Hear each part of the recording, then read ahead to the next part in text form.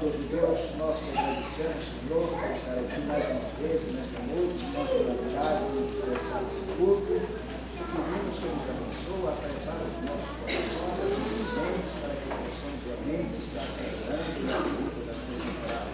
Possamos, assim, ouvir a tua mensagem nesta noite, participar, e que ela venha fazer bem aos nossos corações, às nossas vidas, que possamos sair daqui mais bem, com mais convicção da tua misericórdia, do teu amor e tudo aquilo que tu representa para cada um de nós. Que Deus te abençoe através desse departamento que está dirigindo este trabalho nesta noite, tempo, que possa abençoar, dando iluminação, ajudando para que eles possam estar sempre dispostos a cooperar na tua obra. Abençoa, Senhor, especialmente os militantes pelo João, com as suas presenças nessa noite, para que possa, assim, abrir o seu coração e deixar Jesus falar e que possa aqui aceitar com muito e suficiente Salvador. Pedimos pelas famílias, a Deus, Senhor, cada família aqui representada, para que realmente possamos glorificar o teu santo nome e que a tua igreja possa receber assim a contribuição desse lar bem ajustado. Pedimos também, Senhor, que abençoe aqueles que têm problemas de enfermidades, problemas de desemprego, que tu possa abençoar cada um, dando-lhes as condições necessárias para que possa arrumar o seu mundo de sobrevivência e que possa glorificar o Senhor. Perdoa as nossas falhas, Senhor, esteja conosco mais uma vez, nós pedimos com o perdão dos nossos pecados e em nome de nosso Senhor e Salvador Jesus Cristo. Amém. Amém. Irmãos, podem sentar. Agora nós queremos a parte de adoração e do louvor oficial.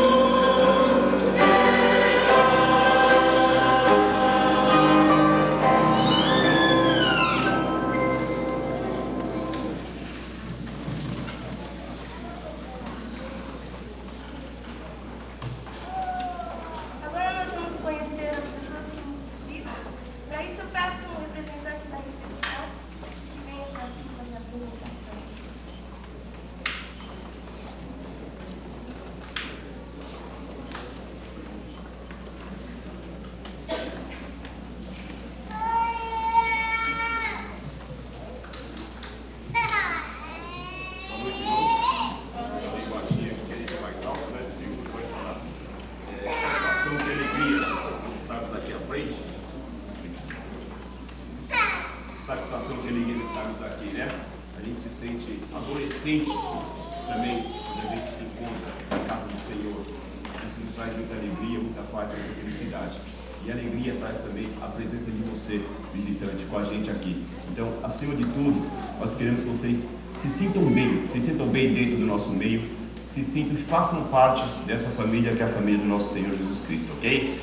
Então, para que a igreja possa conhecê-lo, já que você já foi apresentado para mim na recepção, eu gostaria, por favor, que vocês, à medida que eu vou chamando pelos nomes, vocês ficassem de pé para que a igreja possa conhecê-los, né? E também cumprimentá-los, dar um abraço na possibilidade, tá bem? Vamos pedir para que a Simone Aparecida Gomes fique de pé. Cadê? Aí está a Simone. A Simone é convidada da irmã Elisângela. Simone, Deus abençoe, se sinta bem, né? E que esteja iluminando os seus caminhos, ok? Muito obrigado pela sua presença. Cadê os cumprimentos da Simone? Isso. Vamos pedir também para que a Marisa de Cássia fique de pé, para que a igreja possa conhecê-la também. A Marisa de Cássia, ela é convidada da irmã Silvia. Marisa, se sinta bem no nosso meio. Deus abençoe e ilumine também os seus caminhos, ok? Se sinta bem. Obrigado pela sua presença. Tá? Cadê os cumprimentos da Marisa? Isso. A semana passada nós tivemos aqui, a igreja conheceu o Hugo Toro, né? É isso mesmo, né? Hugo, por favor, fique de pé novamente. Você, para nós, você já faz parte da nossa igreja, viu? Você se sinta realmente bem, o pastor já está encaminhando. Deus abençoe e esteja realmente sustentando você nos seus caminhos, tá bem? Muito obrigado pela sua presença, tá? Deus abençoe. Há algum visitante que passou pela recepção do Liverpool vier que não passou desapercebido? Possa, por favor, ficar de pé, que a gente possa conhecê-lo? Acho que não teve, não, né? Ok. Só fazendo um pequeno comentário, principalmente para os visitantes. Hoje de manhã, o pastor comentou conosco lá na nossa classe, Escola Bíblica Dominical, que um suposto professor de escola bíblica fez um comentário para a sua classe. Isso me tocou muito, pastor, hoje você comentou isso aí.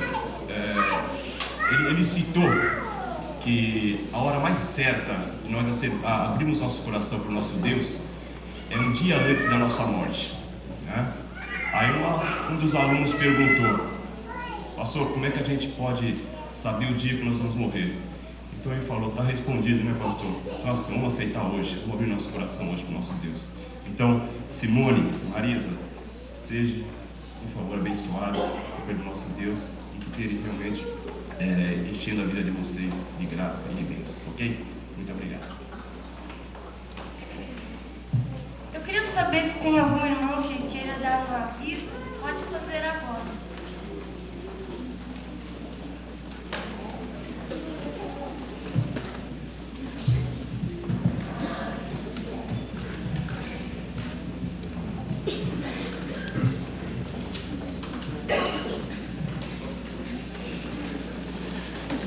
Boa noite, amados irmãos. O primeiro aviso é consagração de diáconos na Igreja Batista em Vila Antonieta. O concílio será formado no próximo sábado, dia 2, às 17 horas. Pastores e diáconos. Às 19 horas haverá um lanchinho para os presentes.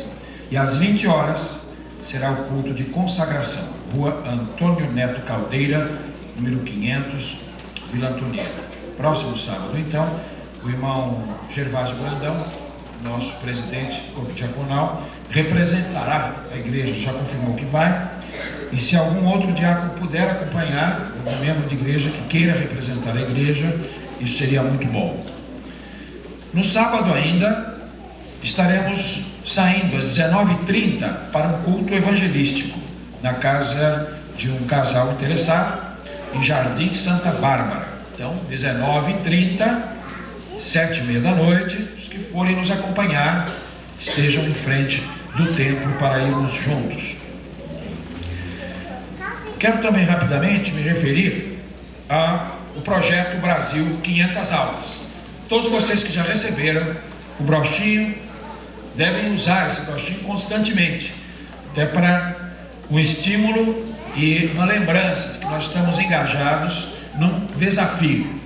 as 500 visitas que precisamos fazer até o dia 22 de abril do ano 2000. Naquele dia estaremos com o propósito de reunir aqui na igreja 500 convidados, não crentes ou mesmo crentes que estejam excluídos de suas igrejas, isso também serve.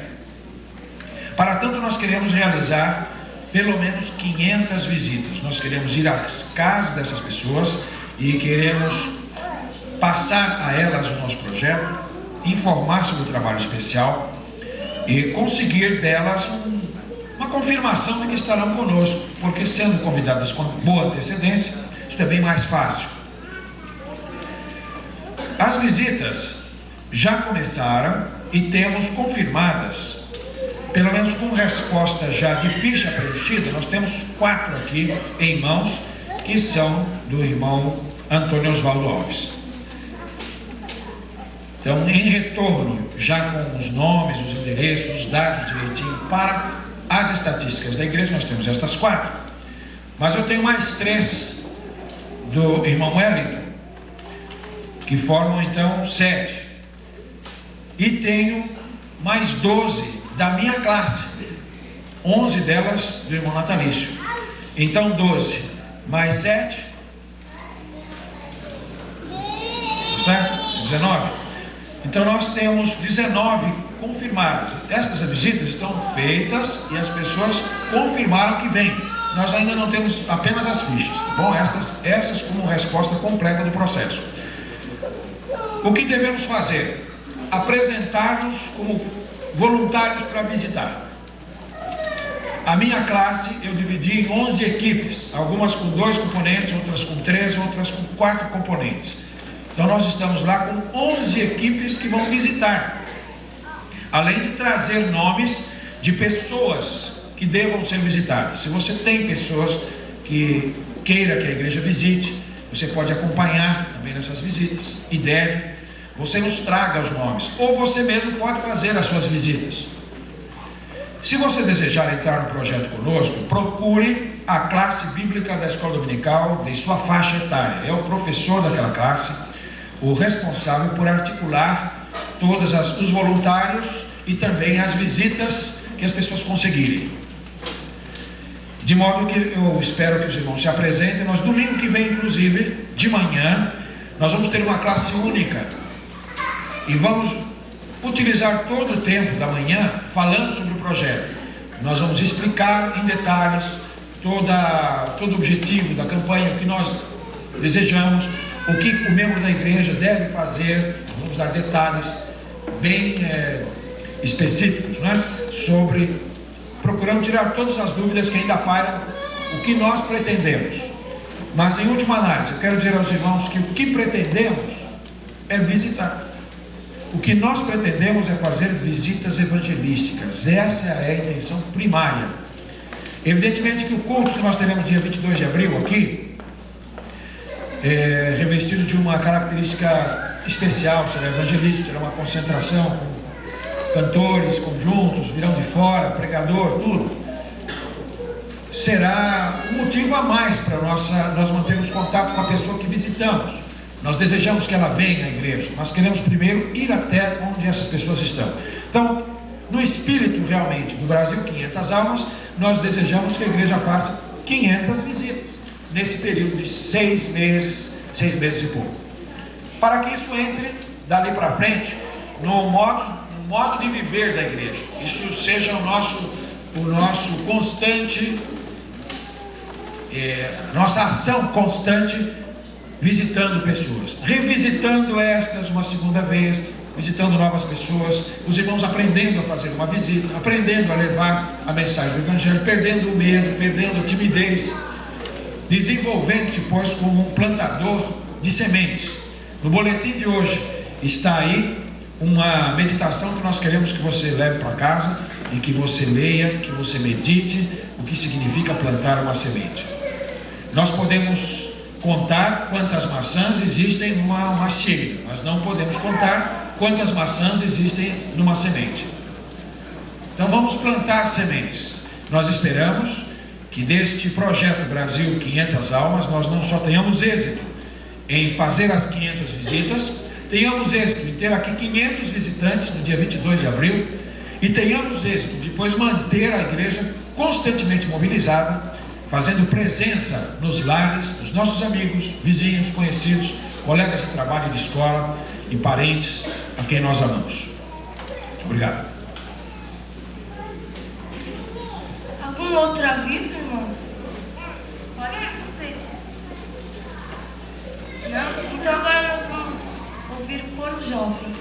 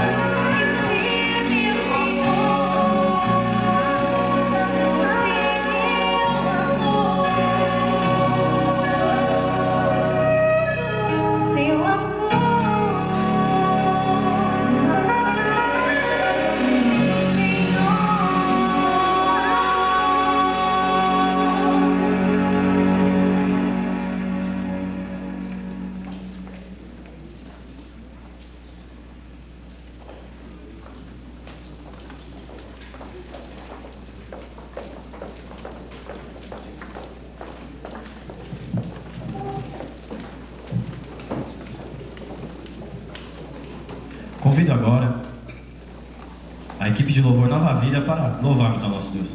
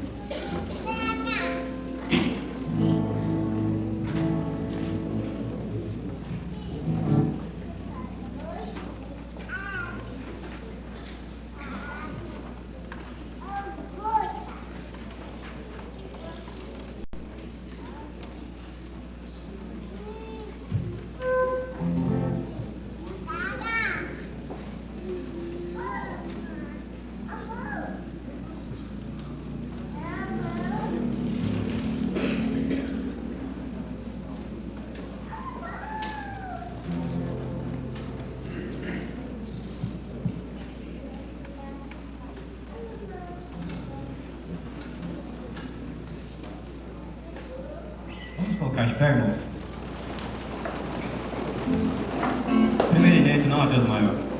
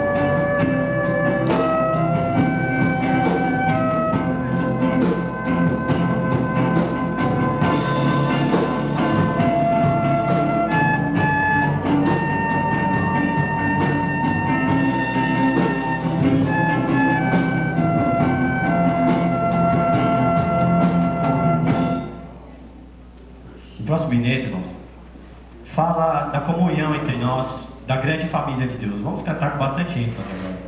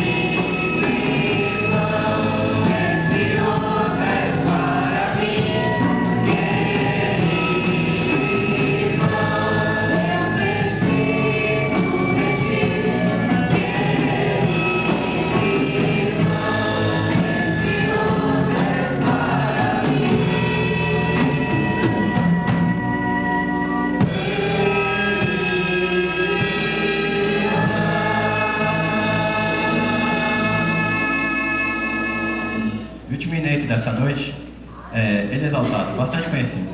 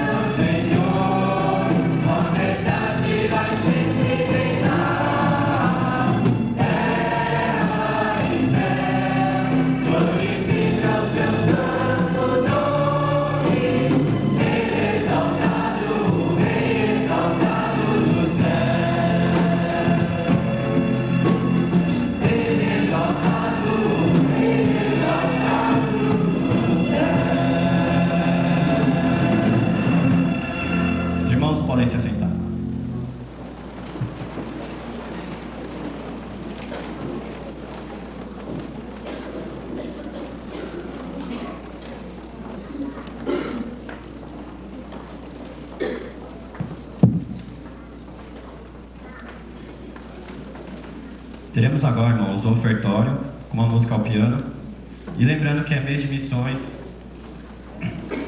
e que possamos, né, ajudar os irmãos que estão por aí para pregar a palavra do nosso Deus.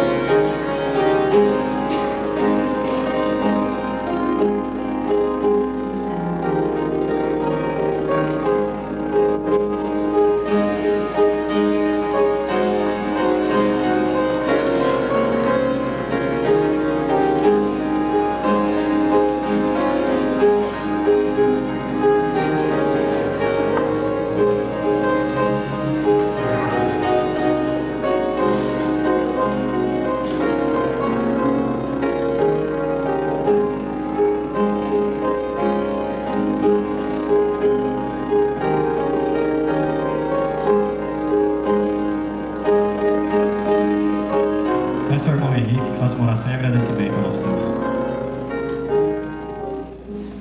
Senhor nosso Deus, nós te agradecemos, Senhor, por esta querida oportunidade que tu nos concede, Senhor, nesta noite estar prestando esse culto a ti, ó Deus. Receba, Senhor, no teu altar, Senhor Deus, tudo que está sendo feito a ti, Senhor Deus, para a honra e para o teu santo nome, Deus.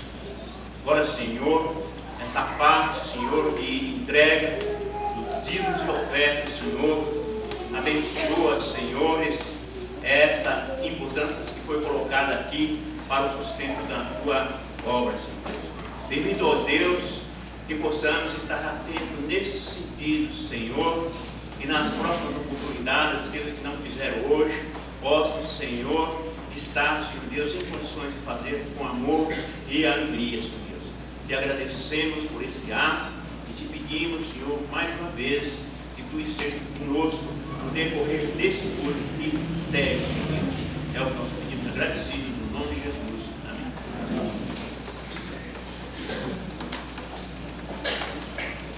O coro tem mais um hino agora e logo após a palavra está com o pastor.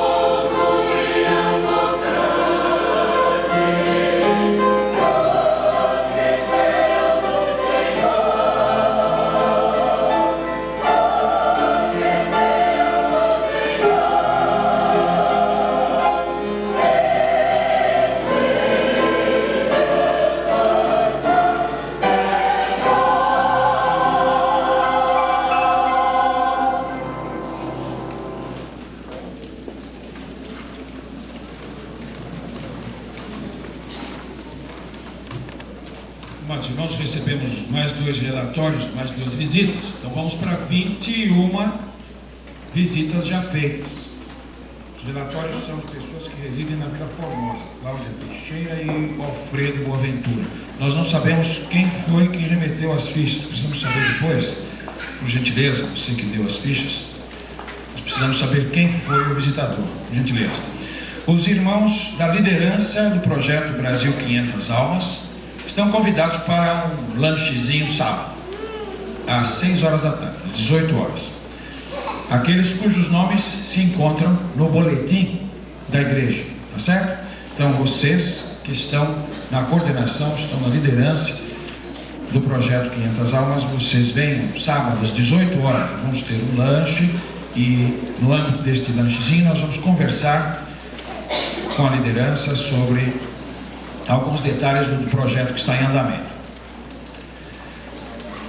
Nós abriremos agora as nossas Bíblias no livro dos Atos dos Apóstolos, capítulo 9.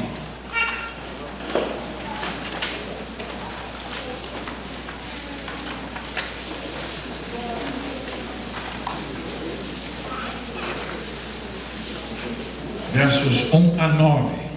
Os irmãos poderão permanecer sentados. Atos capítulo 9, versículos 1 a 9. A conversão de Saulo. Saulo, respirando ainda ameaças e morte contra os discípulos do Senhor, dirigiu-se ao sumo sacerdote. Ele pediu cartas para as sinagogas de Damasco, a fim de que, caso achasse alguns que eram do caminho, assim homens como mulheres, os levasse presos para Jerusalém. Seguindo ele estrada fora, ao aproximar-se de Damasco, subitamente uma luz do céu brilhou ao seu redor. E caindo por terra, ouviu uma voz que lhe dizia: Saulo, Saulo, por que me persegues? Ele perguntou: quem és tu, Senhor? E a resposta foi: eu sou Jesus, a quem tu persegues. Mas levanta-te, entra na cidade, onde te dirão o que te convém fazer. Os seus companheiros de viagem pararam emudecidos, ouvindo a voz, não vendo contudo ninguém. Então se levantou Saulo da terra e, abrindo os olhos, nada podia ver. E seguindo, melhor guiando-o pela mão, levaram-no para Damasco. Esteve 3 dias sem ver, durante os quais nada comeu e nem bebeu. Em Atos capítulo 9, nós achamos um homem envenenado pelo ódio. Um homem que nutria por aquele grupo, por aquela seita, no parecer dele, herética, uma ira mortal. Ele não estava satisfeito com aquilo que já fizera em Jerusalém, culminando inclusive com o primeiro mártir, com a morte do primeiro cristão, digamos assim, testemunho de sua fé, que foi Estevão, impiedosamente lapidado, apedrejado até a morte pelos judeus enraivecidos, cujas roupas Paulo guardava ali, tomava conta, aprovando o que acontecia. Ele consegue permissão das autoridades judaicas de Jerusalém para confrontar os discípulos de Cristo, os do caminho, como conhecidos, que encontrasse em Damasco. E Saulo não era homem de meias medidas. Saulo sempre foi um homem de coração inteiro, foi um homem de se integrar ou se entregar completamente ao que fazia. Ele tinha diante de si uma mentalidade indisposta a pensar na possibilidade de ele estar errado. A sua intransigência absoluta o levava a bloquear e anular todos os outros possíveis caminhos para Deus. Com esta tarefa diante de si, com esse desafio, ele se coloca a caminho de Damasco. Ele sabia muito pouco. Aliás, nada sabia do que estava por vir à sua frente. Aquele dia que ele esperava confrontar os cristãos de Damasco, ele não sabia que ele mesmo é que seria confrontado. Ele não iria conseguir mudar os outros. Ele queria mudar o pensamento dos outros a ferro e fogo. Ele queria trazê-los de volta ao aprisco do judaísmo, que julgava ele ser a única alternativa para Deus. Ele queria também desafiar o caminho. Então, 3 coisas. Ele queria confrontar o ensinamento, confrontar os seguidores de Jesus, o Nazareno. Ele queria, por força até das armas, por força da violência pura e simples, transformar a mente deles, como se a tortura ou a morte pudessem ter império sobre as convicções íntimas do ser humano. Mas ele queria desafiar. Ele achava que não teriam chances realmente diante do seu zelo. Ele achava que não teriam nenhuma oportunidade de sobreviver nas suas convicções depois do que ele estava por fazer. Confrontação, desejo de mudar as pessoas e desafio. Um homem que desafiava Deus, provavelmente sem saber o que estava fazendo. Só que vamos perceber que no caminho de Damasco, Paulo não confrontou, Saulo não confrontou, foi confrontado. Saulo não transformou, foi transformado. E Saulo não desafiou, foi desafiado. O caminho de Damasco, pois, é um paradigma. O caminho de Damasco, a experiência histórica de Paulo, ou de Saulo de Tarso, que se tornou Paulo, é como que uma ilustração, é como que a dramatização do que é o caminho da salvação. Como se processa a experiência, o milagre, a maravilha indescritível, inefável da recepção do dom de Deus, de receber-se o dom de Deus. O caminho do Evangelho, o caminho da salvação, é de fato um caminho de confrontação.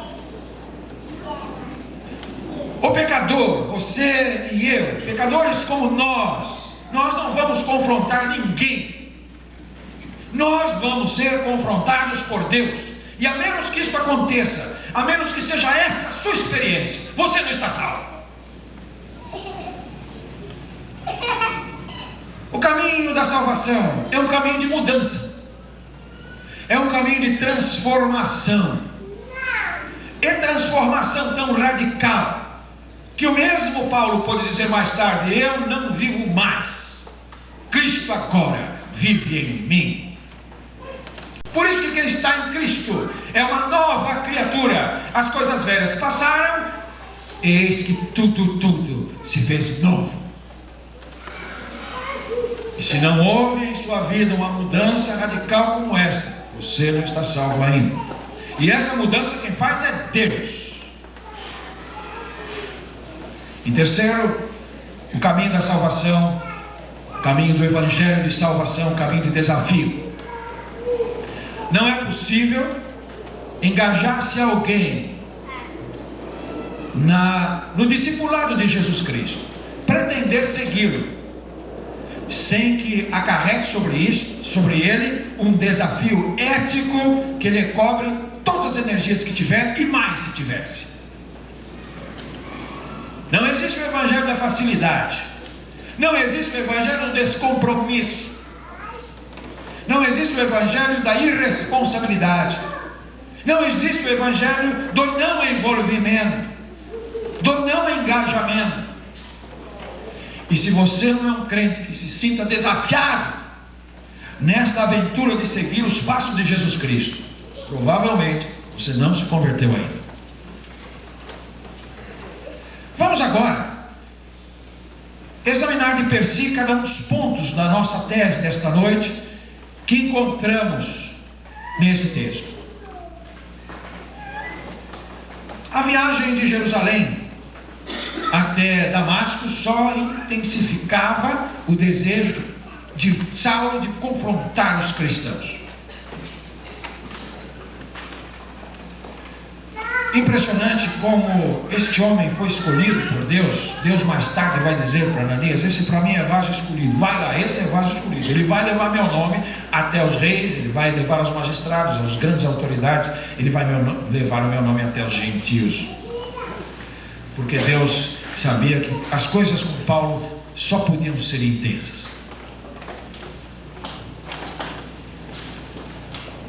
De sorte que a ida dele a Damasco, a sua viagem para lá, ele já prelibava, já antecipava o prazer da tarefa que ele ia realizar. A confrontação daqueles homens, a confrontação do ensinamento, a confrontação daquilo que ele achava que era um desafio ao ensino do judaísmo, do legalismo judaico que havia recebido desde o seu berço. E não haveria nada no caminho dele que pudesse detê-lo. Ele não pensava nas consequências, ele não pensava nas implicações da tarefa a que se propusera. Também para ele não interessava. E foi um coração abrasado como este que Deus resolveu capturar. Foi um coração intenso como este. Foi um coração de paixão fervente como este que Jesus Cristo resolveu subjugar com seu amor e usar até o fim, até o último momento, para a sua glória. É por isso que a vida de Paulo encanta, a vida de Paulo desafia. E no Novo Testamento, a parte da figura do próprio Cristo, a figura de Paulo avulta como um parâmetro de crente, como um modelo por excelência de cristão. Jesus Cristo é um modelo de perfeição, porque Deus, o homem perfeito, Deus encarnado. Mas Paulo é o exemplo do cristão, porque esse homem simples convertido, creio que se há um modelo de crente, humanamente falando, para o qual devamos olhar, para aferir o grau do nosso comprometimento espiritual, esse homem é Paulo, sem dúvida nenhuma. Mas Paulo foi confrontado naquele dia pela luz. Ele esperava que essa confrontação fosse acontecer em Damasco. Já estava até prevendo a hora, acho que ia chegar lá, né? Ele já planejou toda a viagem, sabia o tempo que ia demorar. Ele disse: eles não perdem por esperar, eu vou estar lá tal dia e tal hora, eu chego lá. Eu sei a distância, eu sei quanto tempo vou demorar, eu chego lá. E lá nós vamos ver. Nós vamos ver lá quem realmente é quem.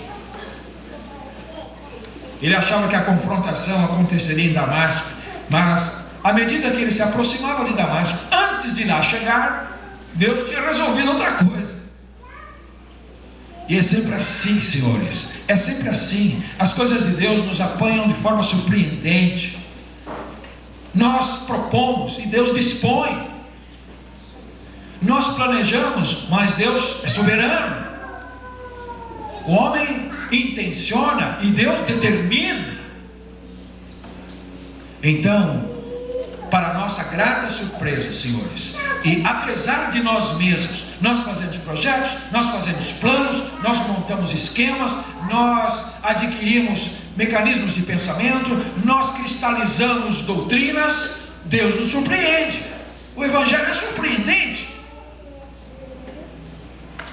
O Evangelho subverte todas as nossas noções de abordagem de Deus. Nós achamos que é por fazer certas coisas. Paulo achava que era por fazer certas coisas, que era por orar 3 vezes por dia, que era por jejuar 2 vezes por semana, que era vestir certas vestes diferenciadas. Ele achava que era por ser criterioso nos seus dízimos, por procurar andar o mais limpamente possível, no aspecto moral. Ele achava que aquele era o caminho, ele achava que aquele era o acesso por excelência. Mas que bom que Deus atravessa os nossos estreitos limites de concepção, e Deus implode os nossos esquemas tão mesquinhos, e Deus nos confronta antes, Ele nos encontra antes. Para isso Ele veio buscar e salvar o que se havia perdido. Então é muito bom saber que o Senhor está desejoso de atravessar o nosso caminho, que o Senhor está desejoso de subverter as nossas estreitas concepções a respeito dele. Às vezes construímos um Deus do nosso tamanho, às vezes construímos um Deus menor do que nós, mas Ele nos surpreende quando Ele mesmo nos confronta. E a confrontação de Paulo pela luz, foi confrontado pela luz, fez com que ele caísse em terra. Há uma crônica do pastor Rubens Lopes intitulada Paulo caiu do cavalo, e ele diz naquela crônica que nosso caminho para a salvação, nós temos primeiro que cair do cavalo.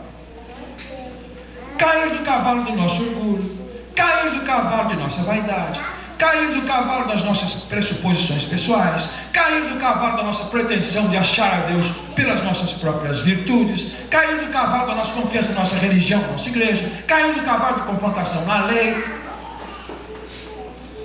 da esperança de acharmos e chegarmos aos céus pelas boas obras. Nós temos que ir ao chão realmente e reconhecer: Senhor, não dá. E é lá, quando estivermos lá no chão, quando Deus consegue nos colocar lá embaixo, quando Deus nos nivelar com o pó, que na verdade sem Ele não passamos disso, aí estamos prontos a sermos levantados por Ele e reconstruídos por Ele. É nesta hora que Deus começa a operar efetivamente. Algumas pessoas disseram o seguinte, alguns céticos, olhando a Bíblia, disseram que não, o que aconteceu naquele dia? Paulo teve uma insolação, tomou muito sol no caminho, coitado. E aí o sol aqueceu demais os miolos dele, e ele de repente virou a cabeça. Essa é uma das versões para a conversão de Paulo. Ele teve uma insolação, passou mal, caiu no chão, e ele interpretou a Deus que o derrubou do cavalo.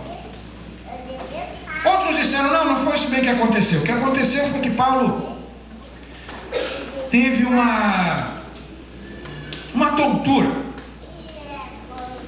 Ele teve uma tontura porque foi surpreendido por um mau tempo. Então um raio caiu muito perto dele, e o raio caindo perto fez com que ele ficasse com a vista ofuscada. E depois do raio o que vem? Trovão, né? Então o raio deixou com a vista ofuscada, e o trovão, ele disse: Paulo, por que me persegue? Precisa forçar muito a imaginação para explicar a conversão de Paulo com um relâmpago e um trovão. Mas outros disseram: não, o que aconteceu é o seguinte, de repente ele foi surpreendido por um ataque epiléptico. Teve um ataque de epilepsia, e então caiu ao chão, caiu do cavalo. Explicar o que aconteceu com Paulo com um ataque de epilepsia é preciso usar muita imaginação. É forçar demais a minha fé. É forçar demais a minha fé. Se um ataque de epilepsia faz uma transformação como essa, é forçar demais a minha fé. Charles Spurgeon, pregador inglês, confrontado com esta resposta, ele disse o seguinte: ai, se o que aconteceu com ele foi um ataque de epilepsia, eu gostaria que todos os homens de Londres tivessem um ataque epiléptico. A verdade é que os homens estão sempre tentando explicar o sobrenatural com o natural. A tentativa de escapar, a tentativa de evadir-se dessa confrontação, porque dói. Senhores, essa confrontação com Deus dói, porque ela nos reduz às nossas reais dimensões. Deus toca no nosso ponto, toca na nossa vaidade, toca na nossa prepotência, toca na nossa autossuficiência. Então dói. Antigamente, quando não havia o raio-x, quando uma pessoa tinha uma suspeita de uma fratura, a localização do ferimento era só por toque. Então o traumatologista ia tocando: dói não, dói não, dói não, ai! Aí disse: é aqui, está quebrado aqui. Doía, mas doía para curar.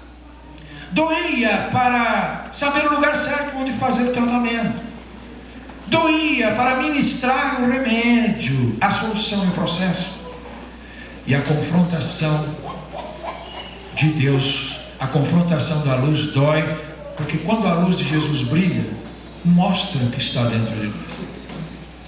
Nós parecemos muito bonzinhos, muito religiosos, muito honestos, muito sinceros, muito espirituais, mas quando a luz de Jesus brilha diante de nós, não fica nem um cantinho da alma que não mostre o seu comprometimento.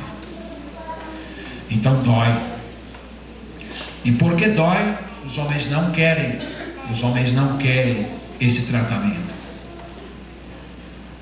Saulo, confrontado com a luz dos céus, confrontado pela luz, a cegueira dele foi até um emblema da cegueira espiritual que o acompanhara até aquele momento. A Bíblia diz de Cristo que nele estava a vida, e a vida era a luz dos homens, e a luz resplandece nas trevas, porém as trevas não a compreenderam. João capítulo 1, versos 4 e 5.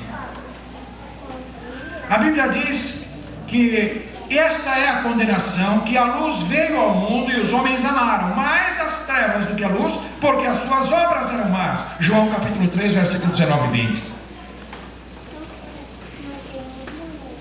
Confrontados pela luz, as nossas obras tão escondidas, as nossas obras tão camufladas, as nossas obras que nem nós percebemos a extensão de sua maldade, confrontados com Jesus, nós passamos a nos ver como somos realmente. A luz ajuda a enxergar. Mas essa confrontação foi com Jesus mesmo. Evidentemente, Jesus como luz, mas Jesus como pessoa. Paulo cai ao solo e agora ele está face a face com Jesus ressuscitado. Confrontação com Jesus envolve 3 campos. Porque me persegues? Jesus confronta, vai perguntando, ele tem esse direito. Por que me persegues? Não era uma questão de religiosidade, não era uma questão de fórmulas, não era uma questão de partidos, era uma questão de pessoa. Então Jesus faz essa confrontação em primeiro lugar: por que me persegue?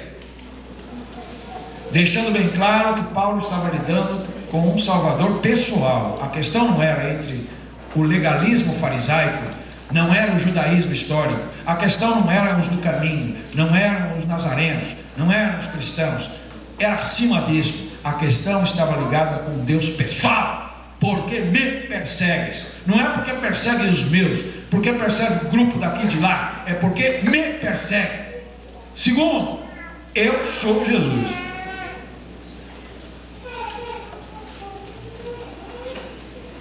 E terceiro, dura coisa é para ti recalcitrar contra os aguilhões. Eu sou Jesus. Isso é tudo que Paulo precisava saber. Isso é tudo que Paulo precisava entender. Isso é tudo que você e eu precisamos entender para ter salvação eterna. Nós precisamos entender quem é Jesus. Eu recebi uma notícia hoje de que a Igreja Luterana e a Igreja Católica estão entrando num acordo de uma reintegração das duas denominações. Por isso que os luteranos saíram do catolicismo romano em 1517, no dia 31 de outubro de 1517. Não sei como será feita esta junção, porque os postulados e as doutrinas não conseguem se amalgamar, não é possível. Vai ter que haver de ambos os lados renúncias de convicção. Mas o problema não é esse, se a Igreja Católica é certa ou se a luterana é errada ou vice-versa. A questão é Jesus. Então ele diz para Paulo: eu sou Jesus. E deixe-me dizer-lhes uma coisa: se a pessoa entende quem é Jesus, o restante fica muito, muito, muito claro. O grande bloqueio, a grande barreira para nós discernirmos como Deus salva, é porque nós ficamos olhando outros parâmetros de poder nos situar na compreensão. Mas quando vamos à chave, que é Jesus, quando nós passamos a compreender quem é Ele e nos referimos a Ele, as coisas ficam muito claras. Jesus dá sentido a toda essa confusão mental, espiritual, doutrinária que nos envolve. Jesus dá sentido. Um garotinho ganhou do pai, no dia do aniversário, um quebra-cabeças. Muitas peças, centenas de peças complicadas. E o garoto tenta aqui e acolá e não consegue completar ali o mapa. Era um mapa. E ele chorou com o pai, e o pai falou: meu filho, faça o seguinte, em vez de montar o quebra-cabeças do lado que você está montando, do lado do mapa, monte o quebra-cabeças do outro lado, que é uma figura humana, é uma figura de uma pessoa. Então ele começou a apanhar as peças e ficou mais fácil, porque aí havia uma parte do olho, uma parte da face, uma parte da fronte, certo? Ele foi montando aquela figura, e era uma figura de Jesus Cristo. Quando ficou pronto, ele mostrou para o pai dele o quadro completo. Era o tipo de uma estampa, né? Estampava uma face supostamente de Cristo. Ele só conseguiu pôr em dia o mapa do outro lado quando ele virou do contrário e começou a trabalhar em cima de Jesus. Ele foi montando a figura de Cristo. E quando montou a figura de Cristo, pode virar o mapa do outro lado, que está todas as peças no lugar certo. Eu sou Jesus. Essa palavra eu sou na Bíblia é muito forte. Muito forte. O verbo ser na Bíblia tem uma força de significado inexcedível, força teológica, força espiritual.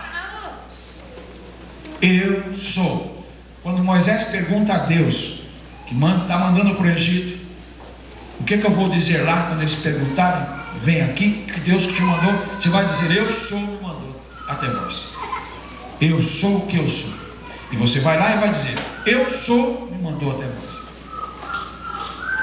Eu sou significa a eternidade de Deus. Ele é o que sempre foi, ele sempre será o que ele é. Ele é imutável, porque na mutabilidade está a imperfeição. Deus é imutável porque é perfeito. Quem é Jesus? Se colocarmos Jesus na perspectiva certa, se Jesus estiver no centro das nossas cogitações espirituais, o restante se encaixará. Se você pegar a Bíblia, e você já tem visto muitas pessoas ler a Bíblia e dizer assim: pastor, eu não entendo a Bíblia. Eu leio a Bíblia e eu não entendo. E às vezes a pessoa não entende mesmo porque ela não compreende. Ela não compreende que o rastro, que o que permeia a Bíblia, o fio de referência, a chave interpretativa é Jesus. Quando nós temos Jesus Cristo como chave interpretativa, a Bíblia se torna um livro com sentido. É a mesma coisa do quebra-cabeças. Se eu pego a Bíblia, simplesmente 66 livros, e vou lendo, ela tem muita coisa importante a dizer, eu sei disso, só que padece de um sentido, de uma integração. Mas quando nós lemos Bíblia com Jesus Cristo como fator de integração, nós passamos a entendê-la. No Gênesis, ele é a semente da mulher. No Êxodo, ele é o cordeiro da Páscoa. Em Levítico, ele é o nosso sumo sacerdote. Em Números, ele é a nuvem de dia e a coluna de fogo de noite. Em Deuteronômio, ele é o profeta semelhante a Moisés. Em Josué, o capitão de nossa salvação. Em Juízes, o nosso juiz e legislador. Em Rute, o parente que redime. Em 1 e 2 Samuel, o profeta em quem confiamos. Em 1 e 2 Reis, ele é o nosso rei reinante, como também nos 2 de Crônicas. Em Esdras, ele é o reconstrutor das muralhas caídas de nossa vida. Em Esther, ele é o nosso Mardoqueu. Em Jó, ele é o nosso sempiterno Salvador, porque eu sei que meu Redentor vive. Nos Salmos é o pastor. Nos Provérbios e Eclesiastes, ele é a nossa sabedoria. No Cantares de Salomão, ele é o nosso esposo amado. Em Isaías, ele é o príncipe da paz. Em Jeremias, ele é o renovo justo. Nas Lamentações, ele é o profeta que lamenta os nossos pecados. Em Ezequiel, ele é o maravilhoso homem de 4 faces. Em Daniel, ele é o nosso companheiro, sempre presente nas fornalhas da vida. Em Oséias, ele é o marido fiel, casado para sempre com a desviada. Em Joel, ele é o que batiza com o Espírito Santo e com fogo. Em Amós, ele é aquele que carrega os fardos pesados de nossa vida. Em Obadias, ele é o Deus poderoso para salvar. Em Jonas, ele é o nosso grande missionário no estrangeiro. Em Miqueias, ele é o mensageiro dos pés formosos. Em Naum, ele é o vingador dos eleitos de Deus. Em Abacuque, ele é o evangelista de Deus, gritando: Senhor, aviva a tua obra no meio dos anos. Em Sofonias, ele é o nosso Salvador. Em Ageu, ele é o restaurador da herança perdida de Israel. Em Zacarias, ele é a fonte aberta na casa de Davi, trazendo cura nas suas asas. Em Mateus, ele é o Messias. Em Marcos, o realizador de maravilhas. Em Lucas, o Filho do Homem. Em João, o Filho de Deus. Em Atos, é o Espírito Santo. Em Romanos, é o nosso justificador. Em 1 e 2 Coríntios, ele é aquele que nos santifica. Em Gálatas, ele é o nosso libertador da maldição da lei. Em Efésios, é o Cristo das inescrutáveis riquezas. Em Filipenses, ele é o Deus que supre todas as nossas necessidades. Em Colossenses, ele é a plenitude da divindade encarnada. Em 1 e 2 Tessalonicenses, ele é o rei que em breve regressará. Em 1 e 2 Timóteo, ele é o único mediador entre Deus e os homens. Em Tito, ele é o nosso pastor fiel. Em Filemão, é o amigo mais chegado que um irmão. Em Hebreus, ele é o sangue do conserto eterno.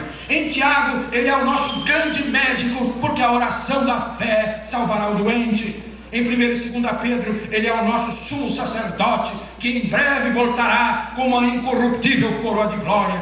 Em 1ª, 2ª e 3ª João, ele é amor. Em Judas, ele é o Senhor, que vai voltar com milhares dos seus santos. Em Apocalipse, ele é o Senhor dos senhores e o Rei dos reis. Ficou claro agora quem é Jesus? Ao ler a Bíblia com Jesus como perspectiva, nós sabemos: a Bíblia tem um norte.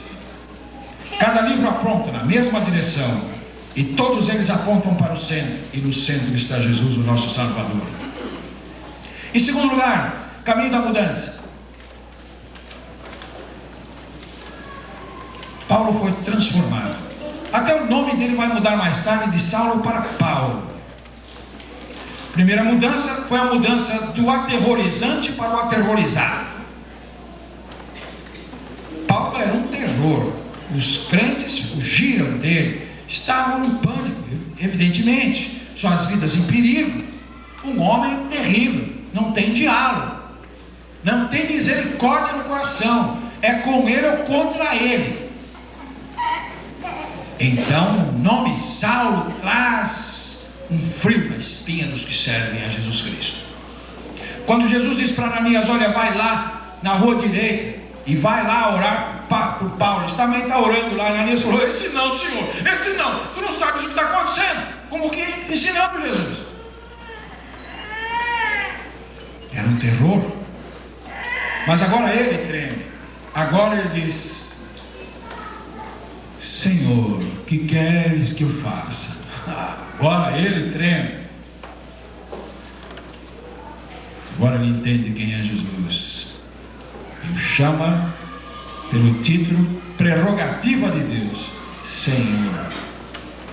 Título prerrogativa de Deus: Senhor. Que queres que eu faça? Primeira transformação. Segunda transformação, de líder a liderado. Até ali, ele era o líder da oposição. Até ali, ele era a vanguarda. Ele era a cabeça de ponte. Até ali, ele era o capitão que vai à frente, o rompedor dos obstáculos. Ninguém o excedia neste zelo consumidor. Mas agora ele é levado. Está cego e a Bíblia diz que ele foi levado pela mão. Ele foi conduzido pelas pessoas. Humildemente cego, alguém levando Paulo pela mão.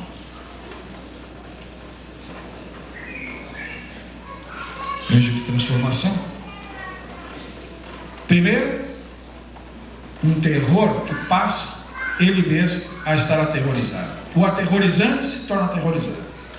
O líder se torna liderado.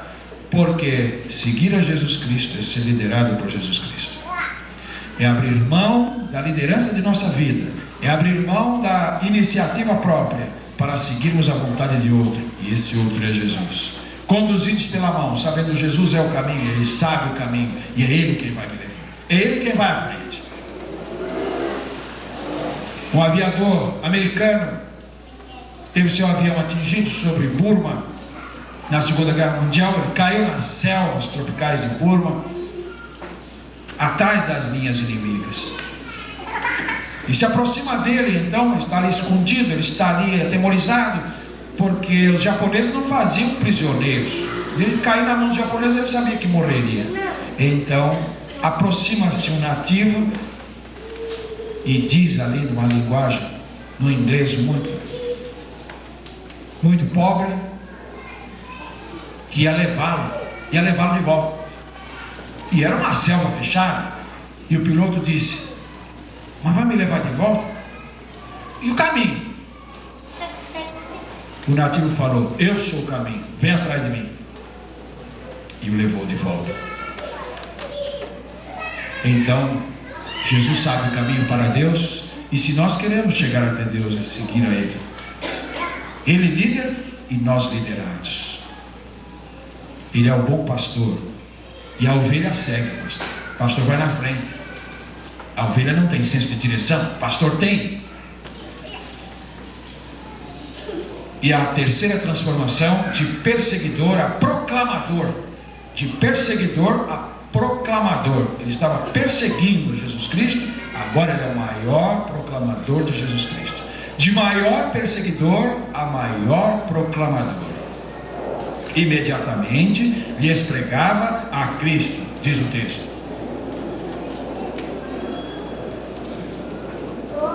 Quais as transformações que você pode encontrar na sua vida antes e depois de Jesus? Quais as transformações que você pode enumerar na sua vida lá dentro do seu coração? Não é para apresentar para mim, não. Não é para apresentar para o Papa João Paulo II. Não é para apresentar para qualquer pessoa. É você e Ele. A questão é você e Cristo. Quais as transformações que você, tranquilamente, com toda certeza, você pode dizer: Ele me transformou. E finalmente o caminho do desafio. Aceitar a salvação significa, em primeiro lugar, então, ser confrontados por Jesus mesmo, viu? É com Ele que temos que lidar. Essa é a questão, é Ele. E Paulo dizia: ai de mim, eu não tenho outro assunto a não ser Jesus e esse crucificado. Eu não tenho outro assunto a não ser Jesus e esse crucificado. Ainda para os coríntios ele diz: eu não fui enviado para batizar, fui enviado para pregar o Evangelho. Ele não queria entrar nem na questão do batismo. Importante que é o batismo, é importante. É caminho de transformação. Tem que haver transformação. A pessoa que se converte se transforma mesmo. A conversão pode ser traumática, pode ser uma coisa dramática, ou pode ser uma transição calma e serena. Mas seja como for, o processo da conversão traz mudanças radicais que a pessoa sabe que Deus fez. Sabe que Deus fez, que não foi ela que fez. E finalmente o caminho do desafio. A fé nos traz desafios. Olha, aquela acomodação, aquela isenção do trabalho, aquele distanciamento, aquela negligência, aquela frieza, aquela indiferença, aquele não levar a sério, choveu não dá, está frio não vou, não é bom sinal. Não é bom sinal. Eu não vou dizer que uma pessoa nessas condições não seja crente. Eu não vou dizer que ela não seja crente. Mas não são bons sinais para um crente. Porque o crente que se converteu nisso, foi confrontado com Deus, foi transformado por Deus, o coração dele vai ser desafiado. Porque o caminho de Damasco é um caminho de desafio. Primeiro, o desafio de um grande serviço. Brasil, 500 aulas. A minha igreja tem 500 visitas para fazer. Eu me sinto responsável por pelo menos um. Eu me sinto responsável por pelo menos um. O Espírito Santo está levando a minha igreja a sair, a levar o Evangelho a um parente, a um amigo, a um vizinho, a um colega de trabalho. Eu já pensei em alguém. Eu já pensei, o que eu vou fazer? Qual a minha participação nisso? Senhor, é um serviço que eu preciso, eu posso prestar, é um privilégio para mim. Quem? Como é que eu estou ligado nesse trabalho?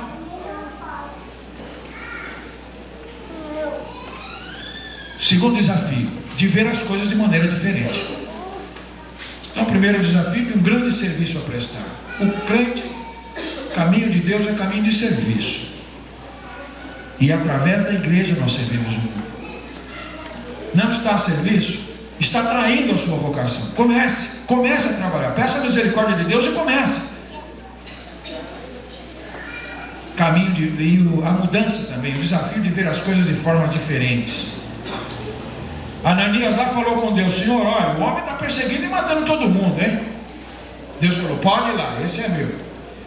Ananias já mudou de ideia, chegou lá, o irmão Saulo, já vai chamando de irmão. Não mudou? Não está vendo diferente? Primeiro via como inimigo. Deus falou que ele é meu irmão, vou lá e chamo de irmão. Eu nem sei, Ananias não estava com medo mais não, agora ele estava muito tranquilo, né? Então, o desafio de ver as coisas e as pessoas de forma diferente. Já aconteceu isso com você? De ver a vida e as pessoas de maneira diferente? A coisa mais interessante que eu acho quando trabalho com um novo crente, está se preparando para o batismo, é perceber que aquela pessoa começa a ver as coisas diferentes. Pastor, antes para mim não tinha sentido tal coisa assim, mas agora eu encontro outro sentido. Antes para mim ler a Bíblia para mim não valia nada, mas agora eu leio a Bíblia, tem um outro sentido para mim. Aí eu ouvi um hino cantado, que para mim era uma coisa aborrecida, vai ser velório, agora eu ouço um hino, é o céu falando. Pastor, ficar meia hora, 40 minutos ouvindo um homem falar, que para mim era uma coisa aborrecida, eu preferia ir lá no Pacaembu ver o Corinthians jogar. Mas agora eu vou para a igreja, 2 horas passam correndo, eu quero ouvir mais, pastor. Pastor, uma pessoa orando, eu pensava que está falando sozinho, a pessoa está falando com ninguém, está orando, está falando com ninguém. Agora eu sei que estou orando, estou falando com Deus, estou ligado com os céus. Pastor, mudou. Eu estou conseguindo ver as coisas diferentes. Então Paulo conseguiu ver as coisas diferentes. E esse novo insight, esse novo enfoque que Deus propiciou a vida dele, fez de Paulo o que ele era. Ele disse: não minha capacidade não vem de nós. A nossa capacidade vem de Deus. A graça de Deus em mim operou tudo isso. Ele sabia, tudo de bom na vida dele não se deveria à sua força de vontade, a ser ele bonzinho demais, a ser ele uma pessoa maravilhosa. Não, é a graça de Deus nele. Isso é mudança de visão. Você já está conseguindo ver as coisas de maneira diferente? Que Deus possa abençoar esta igreja. Aos crentes, numa reavaliação do seu viver com Cristo, de sua estrada de Damasco. Uma reavaliação dos reclamos, das exigências do Evangelho eterno. Ao não crente, a pergunta: Senhor, em que ponto eu estou nessa estrada? Eu estou ainda na estrada antes de cair o cavalo? Eu já estou no chão esperando ser levantado? Já fui levantado, estou com o olhinho, não sei enxergar, mas alguém está me levando. Ananias já veio orar por mim, eu já começaram a cair as escaminhas dos meus olhos. Eu já fui batizado e agora já estou começando a falar de Deus. Ou eu já estou na igreja de Antioquia lá ensinando os irmãos. Ou eu já estou quase como um missionário que Deus está me mandando para pregar. Qual é o ponto? Deus possa abençoar a todos nós nesta noite. O Espírito Santo use a mensagem, adaptando-a ao coração que ouve. Você como crente, na reavaliação da sua experiência, e você como não crente ainda, em que ponto você está no caminho de Damasco? Pai querido, nós te agradecemos nesta noite por podermos meditar na tua palavra e podermos conceber a partir deste texto o Evangelho como um caminho de Damasco, caminho de confrontação com Jesus Cristo, caminho de transformação por Jesus Cristo e caminho de desafio por Jesus Cristo. Nós desejamos que o teu Santo Espírito nesta noite possa se valer deste texto, das meditações da tua palavra, para se dirigir aos corações certos, da maneira certa, segundo está no teu propósito esta noite. Nós te suplicamos, em nome de Jesus. Amém.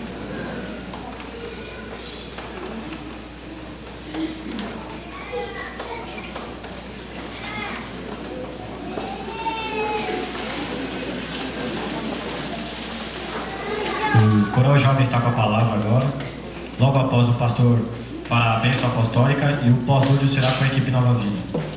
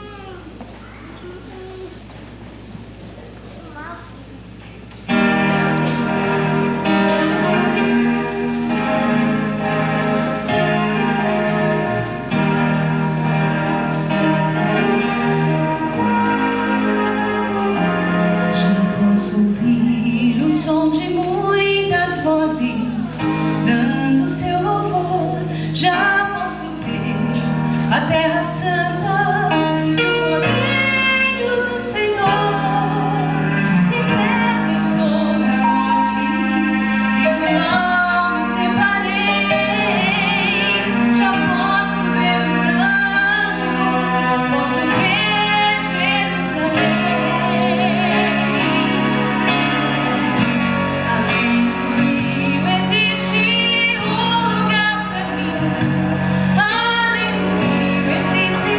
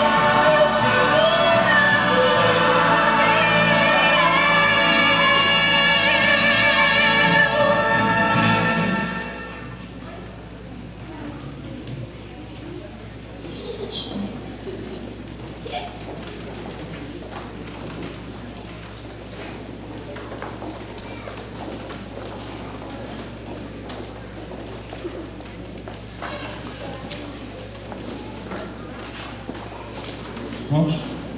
E agora, Senhor nosso Deus, que a graça salvadora de Jesus Cristo, teu Filho amado, que o amor insondável de Deus, o nosso eterno Pai, e que as doces e sublimes consolações do teu Espírito Santo estejam com teu povo, reunido neste lugar, assim como em toda a face da terra, desde agora e para sempre.